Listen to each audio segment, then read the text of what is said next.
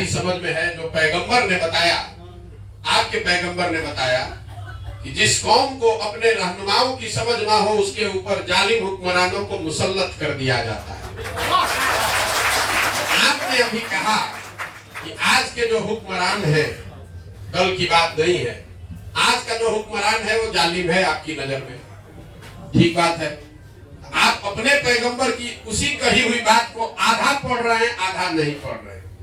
आपसे गलती पहले हुई है तभी तो आपके ऊपर जालिम। हम तो गलत हो सकते हैं, पैगंबर तो गलत नहीं हो सकते।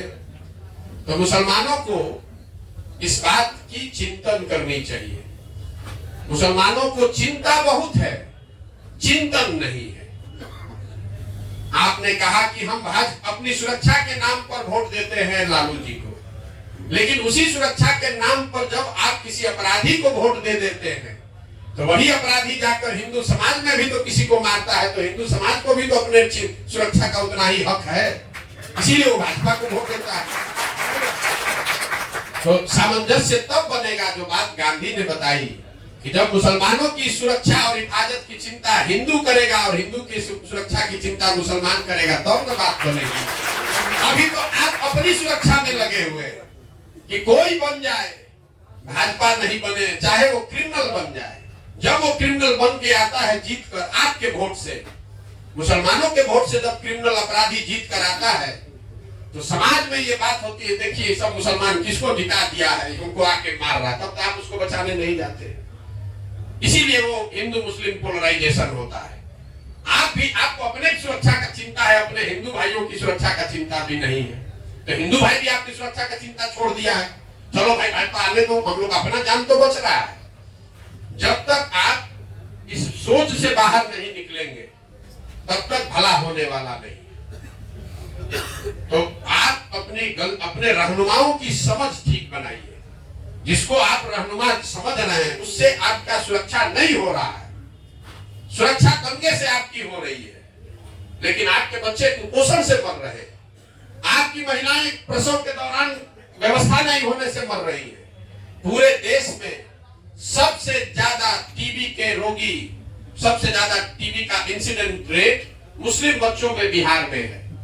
आप उस मौत को नहीं देख रहे हैं। दंगे में 10 आदमी मरता है, पिछले 40 वर्ष में कितने लोग स्वास्थ्य व्यवस्था के अभाव में मर गए वो आप नहीं देख रहे। तो अपने हमारी बात मत मानिए, अपने कौम में जो बात बताई गई है। मुसलमानों की दुर्दशा इसलिए नहीं है कि आप लालू को वोट देते हैं कि कांग्रेस को वोट देते हैं। आपकी दुर्दशा इसलिए है कि आपने अपने कौम की बुनियादी बातों को छोड़ दिया। आपके कौम में यह बात बताई गई है कि बिना जद्दोजहद के जीवन में कुछ हासिल नहीं हो सकता है। अगर गलत बोल रहे हैं तो बताइएगा। मुसलमान आज का जद्दोजहद नहीं करना चाहता है। आप 5 वर्ष बैठ के यही सोचते रहते हैं कौन भाजपा को हराएगा, कौन भाजपा को हराएगा। चुनाव में जो भाजपा को हराता हुआ दिखे, चाहे वो अपराधी हो, अच्छा हो, खराब हो, आप उसको वोट देने को, उसको समर्थन देने को तैयार है, उसको अपना रहनुमा मानने को तैयार है। तो जब आप जद्दोजहद के लिए तैयार नहीं है, संघर्ष नहीं करना चाहते, अपने बच्चों के लिए खड़ा नहीं होना चाहते, तो आपके बच्चों का भला होगा कैसे? अगर ऐसी ही बात होती तो पैगंबर ने ये कहा होता कि जद्दोजहद की जरूरत नहीं है, बैठ के मौके का इंतजार करो। उन्होंने ऐसा नहीं ना कहा। आप लोग ये कहते हैं, जितने मुसलमान भाई हैं कहते हैं भैया हम लोग अल्लाह को छोड़कर किसी से नहीं डरते। मैं आपके मुंह पर कह रहा हूं, पूरे भारत में 10 बरस काम करके हमने देखा मुसलमानों से ज्यादा डरा हुआ कौम कोई नहीं है।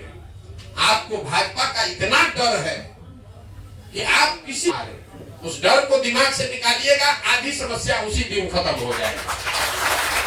आप भाजपा को हराने की चिंता छोड़ दीजिए, आप कैसे जीतेंगे, अपने बच्चों के लिए अच्छी व्यवस्था कैसे बनाएंगे, ये ना चिंता करना चाहिए। 24 घंटा यही सोच रहे हैं भाजपा कैसे हराए, भाजपा कैसे हराए। तो जिसको हराने के चक्कर में लगे हैं वो तो आपको परेशान करेगा ही करेगा। जिसको जिताने के लिए आप वोट दे रहे हैं वो भी आपकी इज्जत नहीं कर रहा है, वो भी आपको आपका हक नहीं देगा। तो अब आप अपने कौम की बुनियादी बातों को समझिए, जद्दोजहद के लिए खड़े होइए, अपने बच्चों के भविष्य के लिए खड़े होइए। खाली बैठ के सोचते रहिएगा कि कोई आता मोदी को हरा देता तो हमारा ठीक हो जाता, ऐसा नहीं हो सकता है। मेरा यही सुझाव है। बाकी मानना नहीं मानना आपकी मर्जी है।